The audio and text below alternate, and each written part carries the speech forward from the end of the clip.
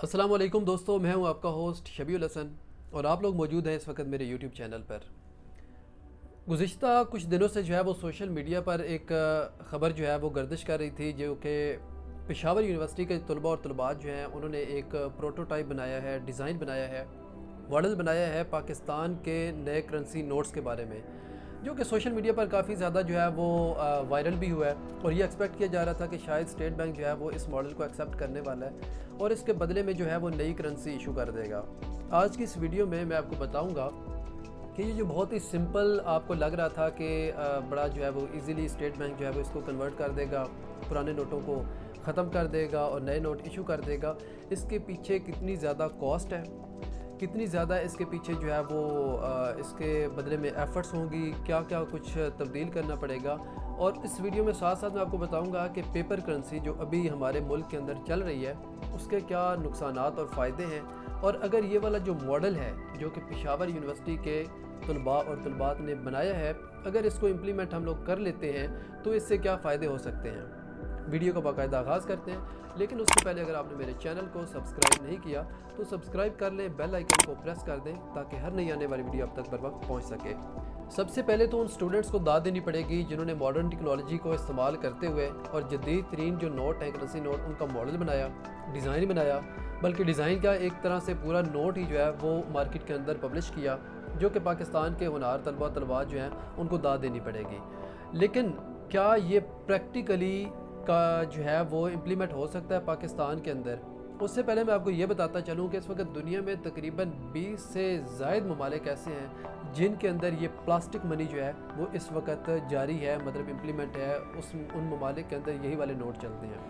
जिसके अंदर United kingdom है, ऑस्ट्रिया है, ऑस्ट्रेलिया है, न्यूजीलैंड है, और इसके अलावा कुछ डेवलपिंग कंट्रीज़ भी हैं जिनमें मालदीव्स वगैरह भी है, वियतनाम के भी कुछ हैं, और इस तरह के जो ममालिक हैं वहाँ पर ये प्लास्टिक मनी चलती है। अब इस प्लास्टिक मनी का फ़ायदा क्या होता है? इस प्लास्टिक करेंसी का फ़ायदा ये होता है कि इवन ये बारिश के अंदर भीग जाए,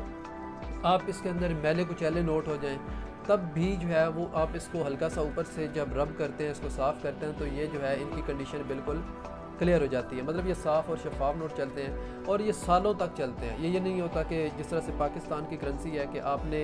6 महीने पहले जो है वो फ्रेश करेंसी जो है वो मार्केट के अंदर थ्रू की है और 6 महीने बाद वो नोट देखने लायक नहीं होते हैं, बल्कि जब वो बैंक्स में आते हैं तो बैंक्स उन नोट्स को वसूल करके आवाम से और उसके बाद स्टेट बैंक भिजवाता है और स्टेट बैंक इन सारे नोटों को क्रश कर देता है। मतलब अगर देखा जाए तो स्टेट बैंक को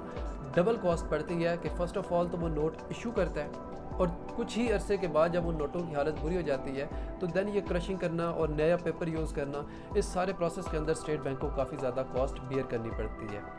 लेकिन आपके लिए हैरानगी ये होगी कि उससे भी तकरीबन 50-60 गुना ज़्यादा जो कॉस्ट है वो तब होगी कि अगर पाकिस्तान जो है इस पेपर करेंसी को इम्प्लीमेंट करता है। अब आपने ज़रा जोर से जो है वो गौर से सुनिए बात।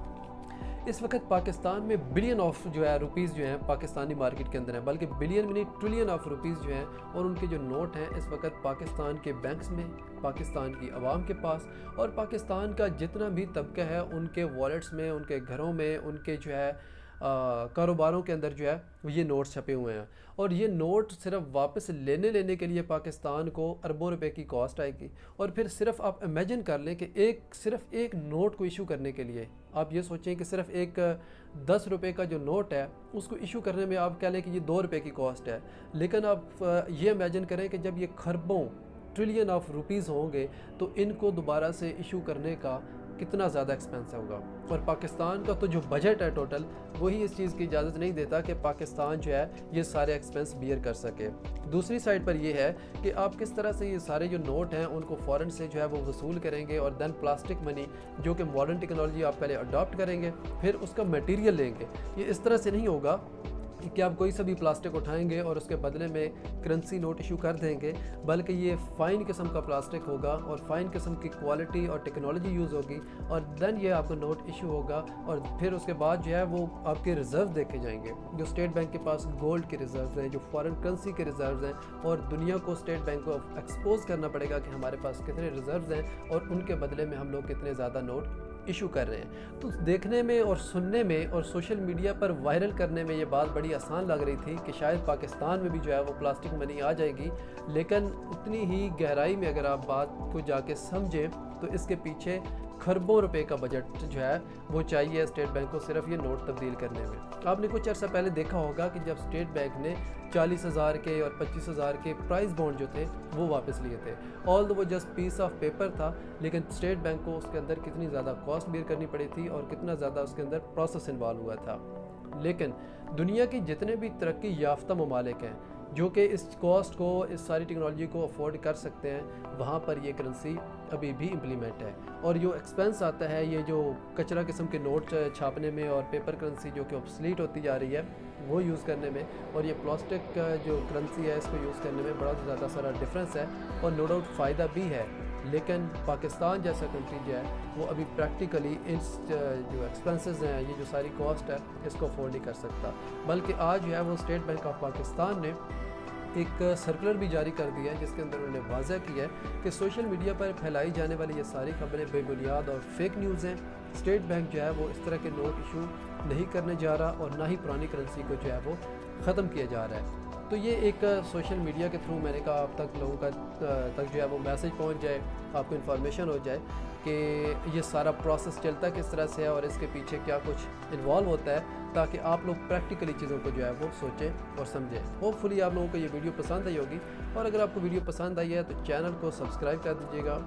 بیل آئیکن کو پریس کر دیجیے گا تاکہ ہر نئی آنے والی ویڈیو آپ تک بر وقت